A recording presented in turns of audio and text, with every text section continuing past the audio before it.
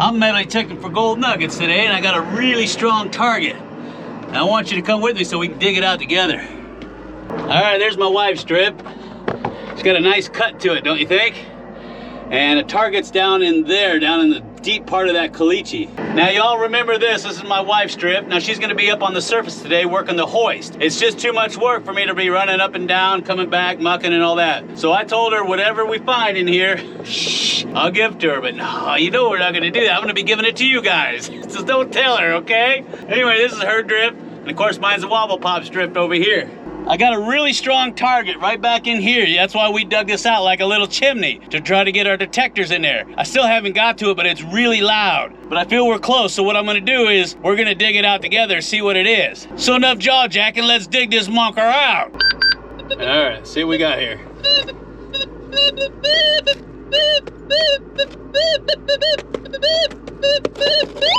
Yeah, right in there.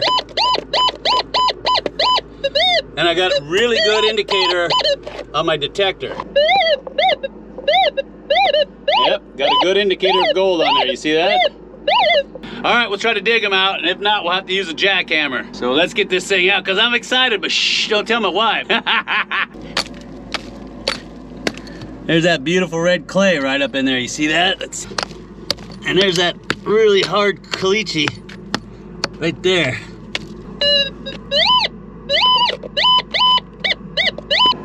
Well, I'm never gonna get it out that way. It's gonna take forever. And I gotta know what it is, and I know you wanna know what it looks like too. So what we're gonna do is get the big dogs out. That's right, this little monker right here. And we're gonna dig that thing out real good like.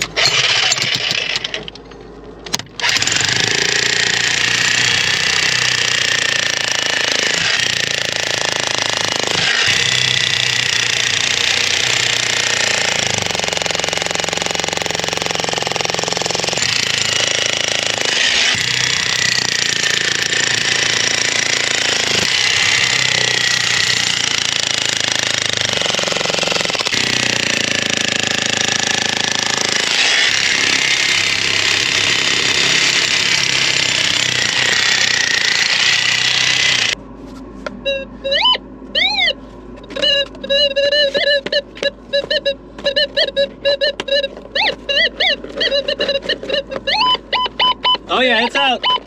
All right, let me get my spoon. Let me get my spoon.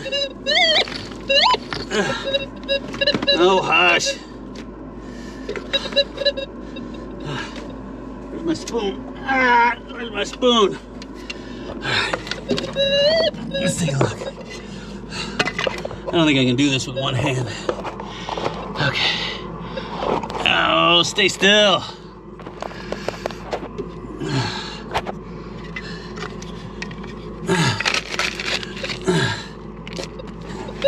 That's my ring.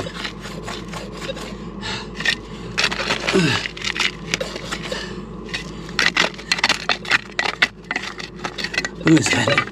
Oh, wouldn't that be nice if that was it? Oh, it's a Motherlode. Where the heck are you? Is that it? Oh, that's not it.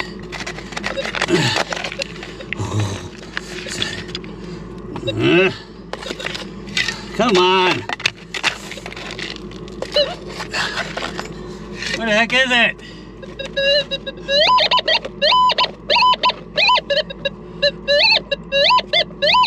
It's in there. Ah! Ah, my head.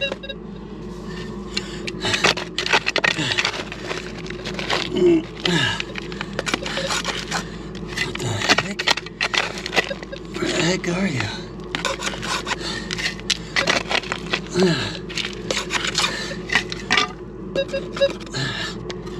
Where are you? I don't get it.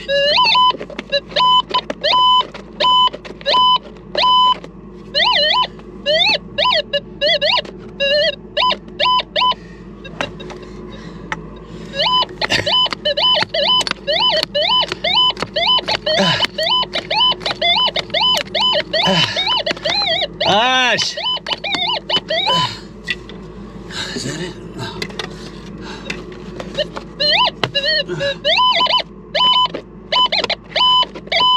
Whatever it is, it's big. It's really, really big.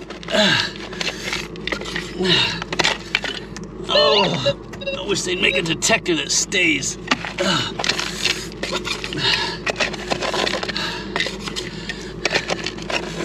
Come on.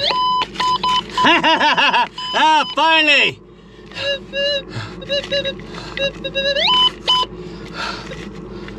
Oh, I got it in my hand, I got it in my hand. Oh, I heard that, did you hear that? All right, let's see what we got. I don't see anything. Don't tell me. Oh, look, it's right there! Holy cow! Look at the size of that thing!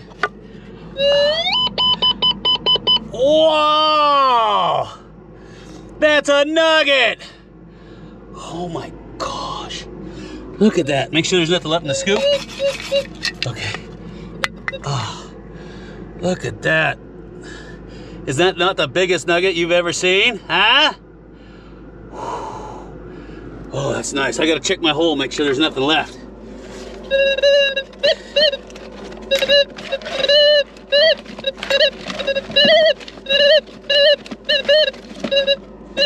I don't think so.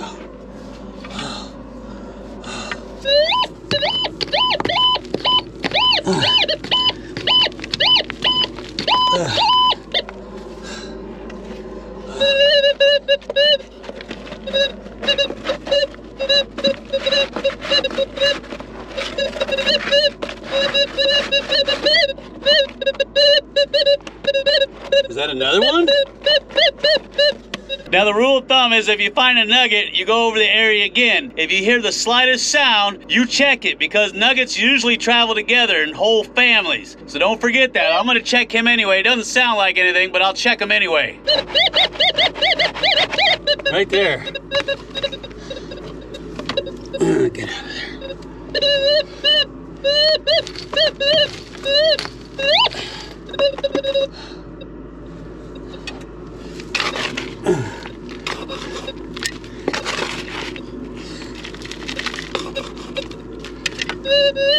Flatten him up.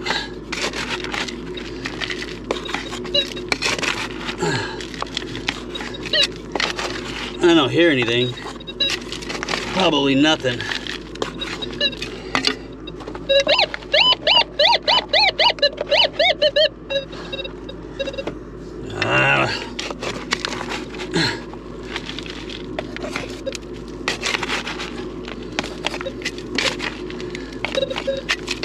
Come on. I'm just about ready to give up on this thing.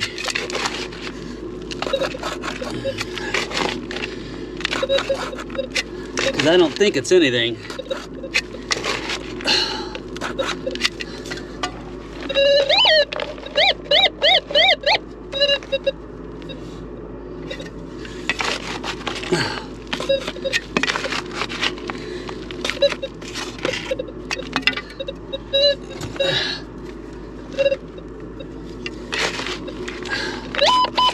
I got it, I got it, I got it. All right, let's see what you are. Shake that scoop, get it to go to the bottom.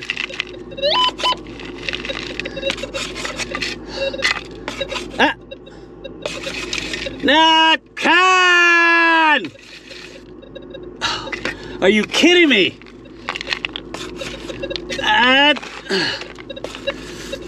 No. It can't be.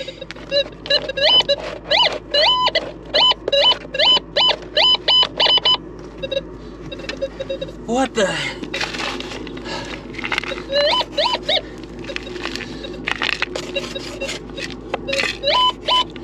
Is it that? Is it that?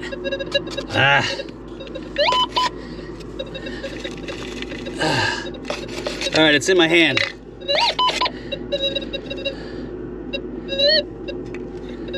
What is that?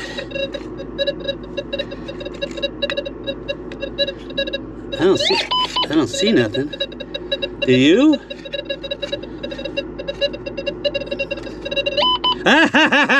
Wait, let me check the scoop. It don't look like nothing. Look at that. It just looks like a dirt clod.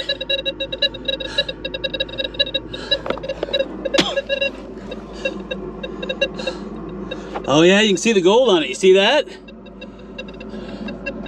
Right there. See the gold? Yeah, that's what I'm talking about. Not very big. I'm more interested about the other one. Yeah, I'm more interested about that one. Look at the size of that thing. Now that is a nugget.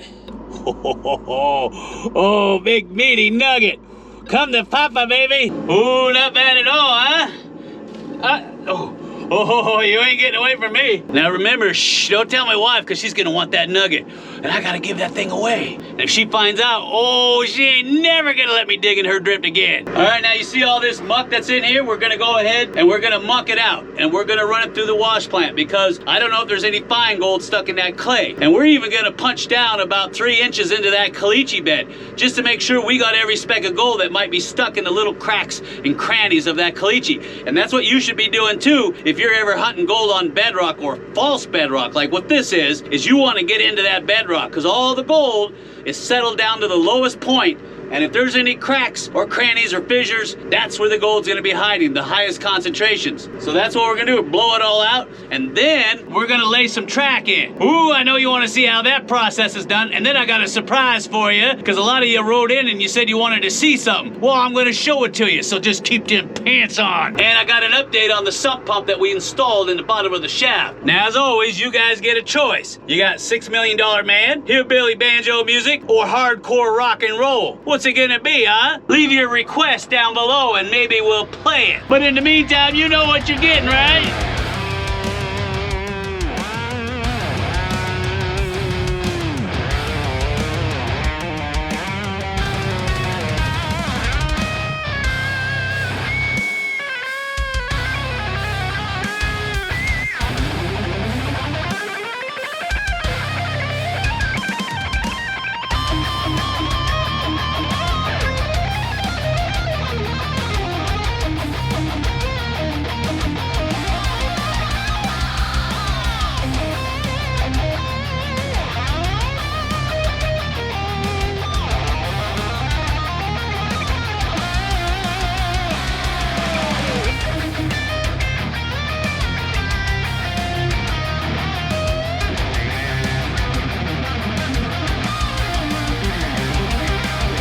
I'll tell you what, mucking will test your metal every single time. All right, I'm gonna go ahead and finish clearing off the bottom of this, get it into there, and then I'm gonna run a metal detector over the top of it, make sure no little tiny pieces of gold got away from me. Then, I'm gonna stall some track another 5 feet into my wife's drip. No jokes out there, I can hear you guys snickering already. Come on now, Fiji, you guys are worse than a bunch of drunk sailors on leave during the 4th of July. Now, if you guys have never seen track installed into mine, I'm gonna show you how it's done. Granted, this is only a 5-foot stretch, but the principles are the same. So you know what I'm gonna say, huh? Say it with me. So come on!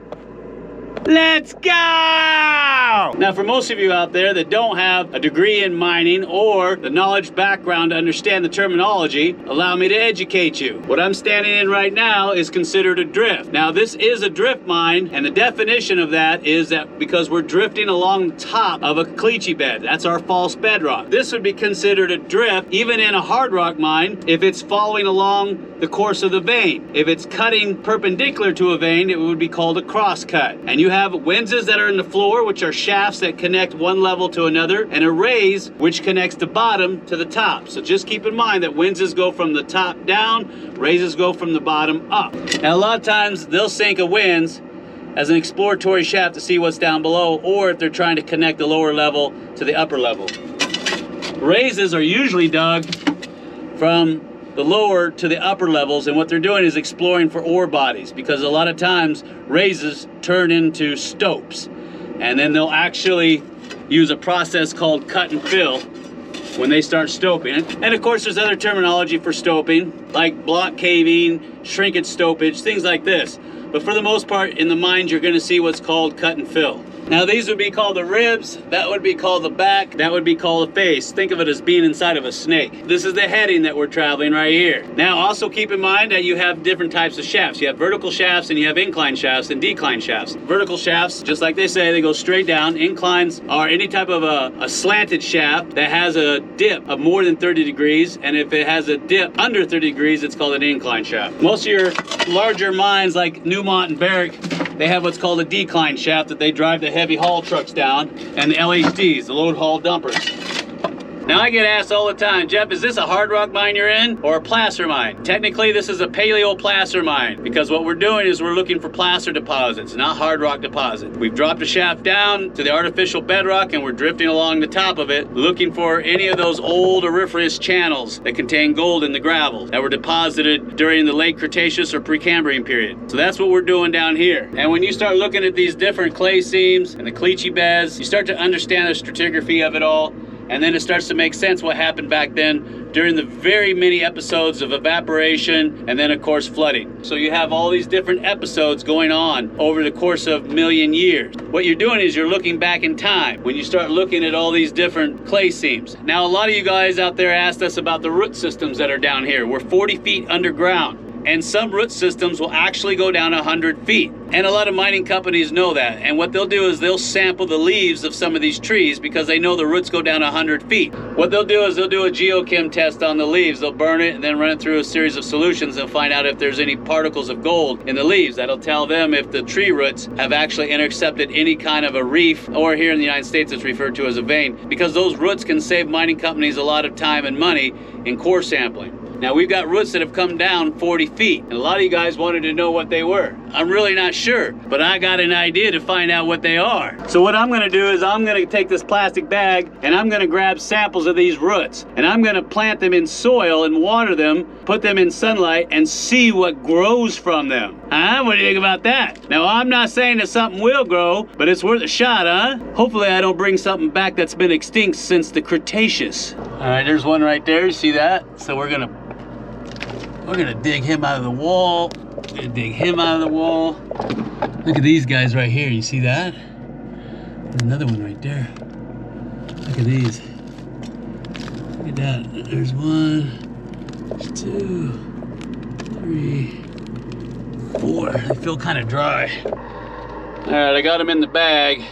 They feel kind of dry. Now what I'm gonna do is, as I'm digging along, if I see any fresh roots, I'm gonna harvest them right then and there. That way they're still moist, they're still alive, and by doing that, I'll have a better chance of having them actually grow, because I think when they're subjected to all this dry air down here, it kills them. I'm gonna go ahead and harvest up what I can, and we'll see what comes out of it.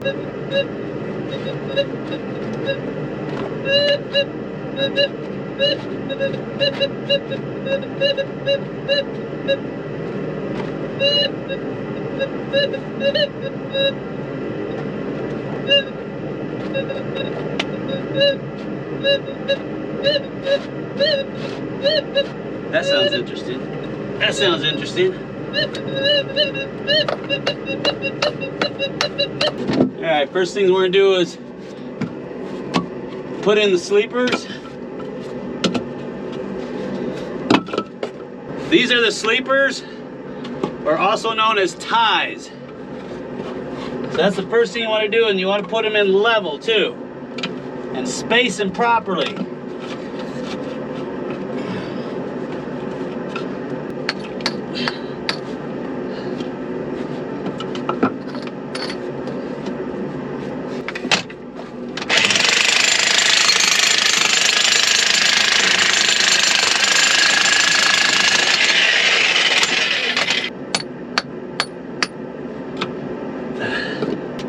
All right, we'll bring the track in and see how that looks.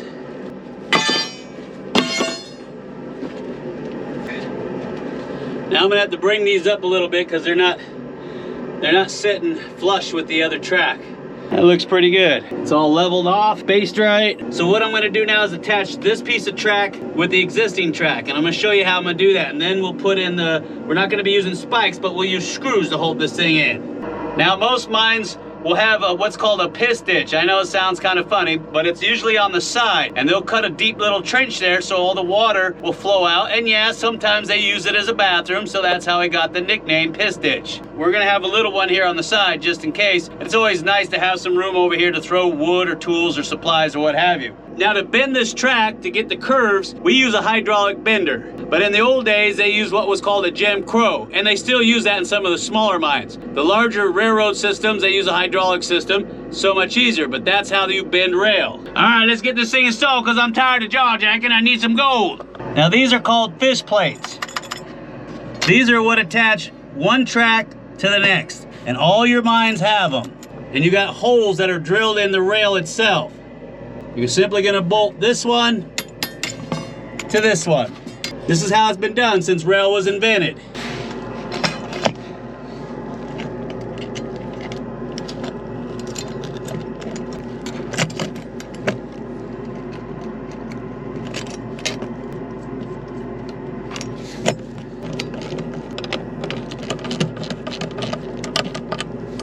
Now when you're bolting your fish plates together, remember, keep your nuts on the outside. All right, you got that? Keep your nuts on the outside, contrary to popular belief. The reason why you do that is so the flanges don't hit here.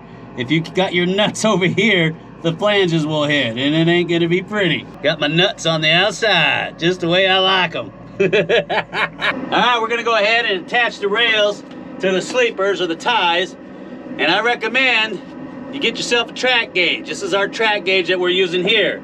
We're running 14-inch on our gauge, and this really helps out. That way when you bolt it together, you stick it in between, bolt it down, you know that your spread or your gauge is 14 or whatever it is that you might be working with.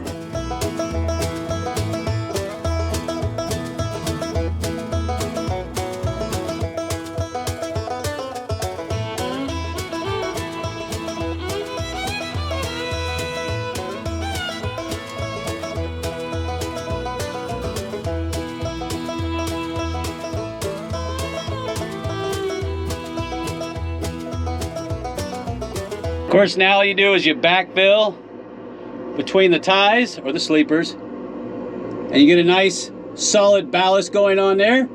You got your piss ditch over here on the side, and you're good to go. All right, let's give it a shot and see if it works. There's my kick switch. All right, here we go.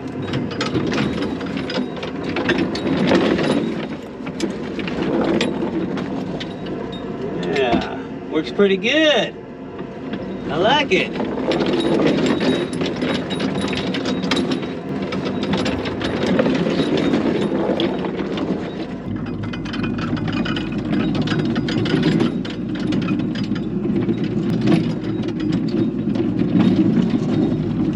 Oh, smooth.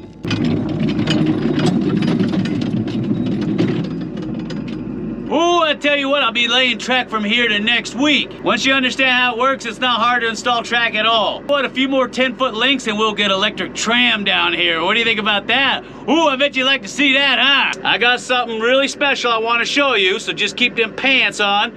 I'm not sure what's gonna happen, so just bear with me. I almost forgot to show you the sump. Look at that. Thanks to all your guys' suggestions, it's piped in beautifully, all the way up. Heck yeah, just gotta get some more water down there in the sump. Oh, you remember this part? The old workings, where we found those eggs. See the eggs right down in there? I don't know if you can see those. Oh, I got something moving back there. Did you see that?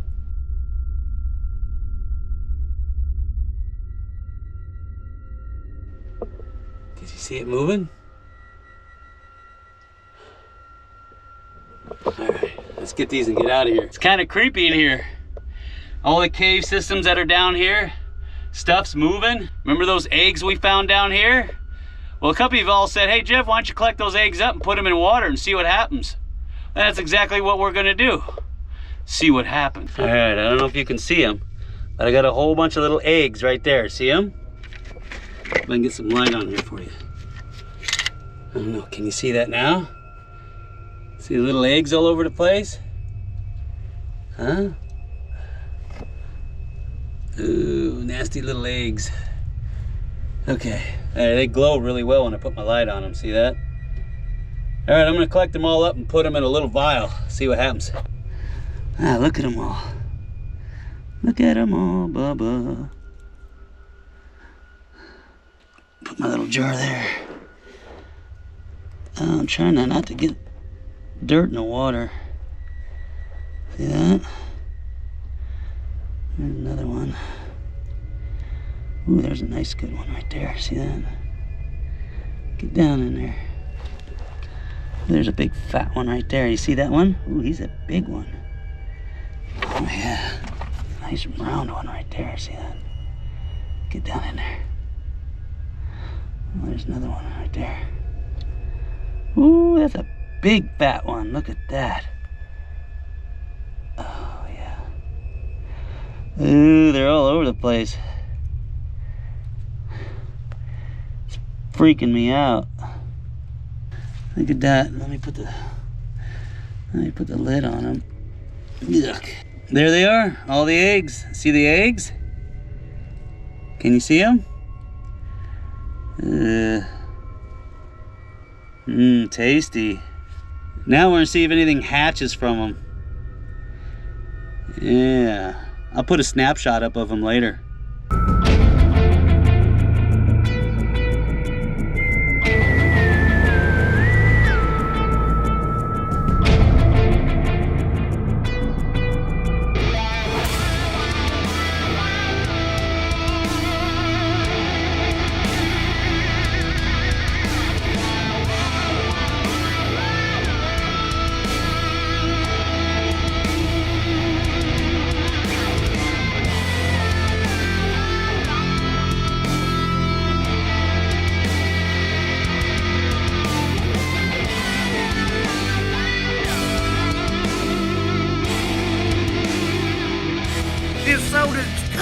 Gritty.